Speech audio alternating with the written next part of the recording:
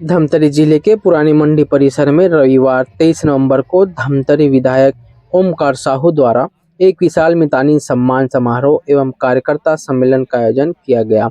इस कार्यक्रम में छत्तीसगढ़ के पूर्व मुख्यमंत्री भूपेश बघेल ने मुख्य अतिथि के रूप में शिरकत की।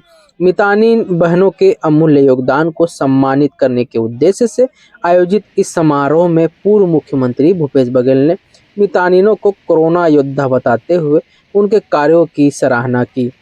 उन्होंने याद दिलाया कि मितानिनों की शुरुआत उनकी कांग्रेस सरकार के कार्यकाल में हुई थी, जिन्होंने स्वास्थ्य सेवाओं को गांव-गांव तक पहुंचाया।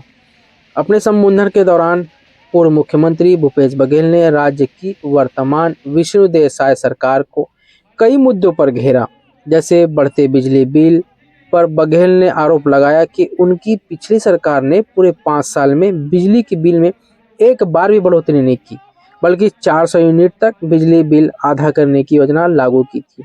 वहीं वर्तमान सरकार ने सत्ता में आने के 1 साल के भीतर ही 3 बार बिजली की बिल बढ़ा दिए हैं, जिससे आम उपभोक्ता और किसान परेशान है। उन्होंने स्मार्ट मीटर, अडानी मीटर को मुद्दा भी उठाया और कहा कि वह तेज गति से घूम रहा है। उन्होंने प्रदेश में हुई EOW रेड और SIR धान खरीदी टोकन में नेटवर्क प्रॉब्लम जैसे मुद्दों को लेकर भी शासन को आड़े हाथों लिया और राज्य की कानून व्यवस्था पर सवाल उठाते हुए कहा, ये छापे सिर्फ कांग्रेस नेताओं के घर में ही पड़ रहे हैं, क्या बीजेपी में किसी ने कोई कार्य नहीं किए? कार्यक्रम में मौजूद विधायक ने मितानिनों के सम्मान की आवश्यकता पर जोर देते हुए कहा कि मितानी ने स्वास्थ्य सहित सभी शासकीय कार्यों को पूरी जिम्मेदारी से निभा रही हैं। हालांकि विधायक ने वर्तमान में हुए मितानी सम्मानों पर तंज कसते हुए कहा कि महापौर द्वारा किया गया सम्मान सिर्फ दिखावा वाली राजनीति थी।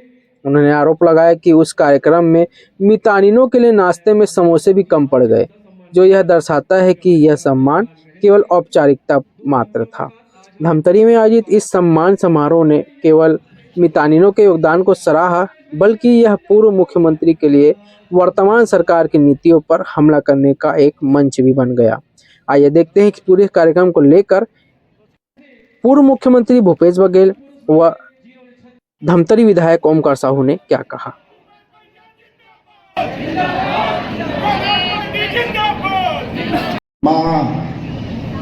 माता को प्रणाम करते हुए अंगारमती को प्रणाम, गीत गा के गुनगुना के संगीत के धुन में नृत्य करके अपन मयारों के मया जताते ओकर गोड़ बात का बताते। तो ये खूबसूरती है बात है। अब अपन अंतस्था समाज रखे मयारों के गोड़ बात का बतावा।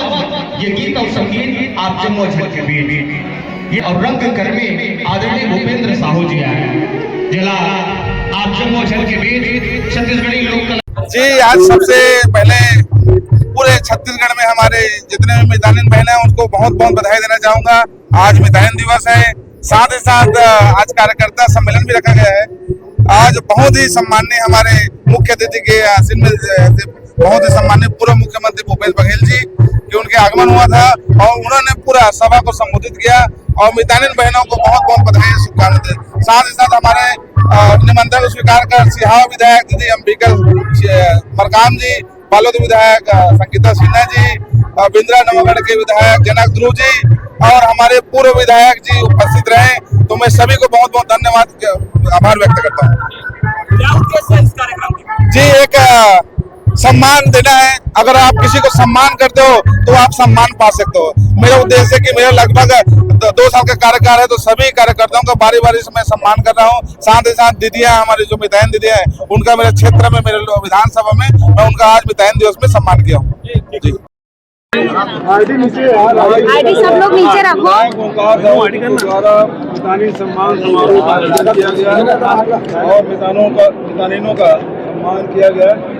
मितानिन का गठन सबसे पहले 2002 में गीता देवी सिंह जी जब मंत्री थी तो उस समय सोनिया गांधी की उपस्थिति में इसका गठन हुआ और तब से मितानिन मनाने का कार्यक्रम चल रहा है। सबको बधाई और शुभकामनाएं। और मितानिन की जो योगदान है उसको कभी नहीं भुलाया जा सकता। जो कोरोना योद्धा के रूप में उन्होंने जो सेवाएं दी, घर घर में जाके अपने प्राणों के बाजी लगाकर भी लोगों की जान की रक्षा की, तो इन मितानिनों का योगदान को कभी नहीं भुलाया जा सकता। मैं उनका सम्मान करता हूँ, उनका इस्तकबाल करता हूँ। हाईटेक बस स्टैंड धान न खरीदने की ये साजिश तो नहीं है, सर्वर डाउन है, कहीं आवाज नहीं आएगा। साजिश तो नहीं है। SIR में भी सर्वर डाउन है और धान खरीदी केंद्र में सर्वर डाउन है, और ACP ये केवल लोगों को डराने धमकाने और पैसा वसूलने का कार्यक्रम चल रहा है और सबको फर्जी तरीके से फंसाने का काम इनका चल रहा है। ये लगातार ये कोशिश, और ये भारतीय जनता पार्टी के नेताओं के यहाँ नहीं जाते, उनके व्यापारियों में नहीं जाते, वो तो खोज के किससे वसूली की जा सकती है वहीं पहुंच रहे हैं। Hi tech bus stand